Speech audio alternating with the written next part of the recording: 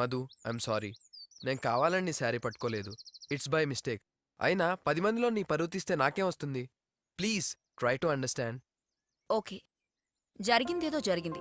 ఇక నేను కాలేజ్కి రావడం లేదు. నిన్ను చూడకుండా నేనుండలేను. నేను ఆ కాలేజ్కి రావాలంటే నువ్వు రాకూడదు.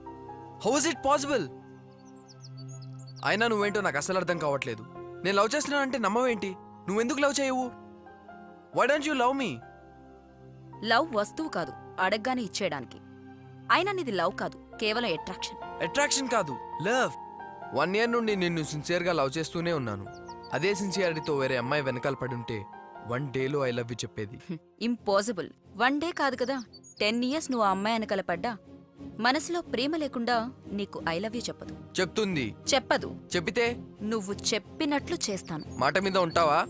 మాట మార్చను. 2 days. 2 months హాలిడేస్ కంప్లీట్ అయ్యేలోపు నువ్వు ఈ ఛాలెంజ్లో గెలవడానికి ట్రై చేయి చందు.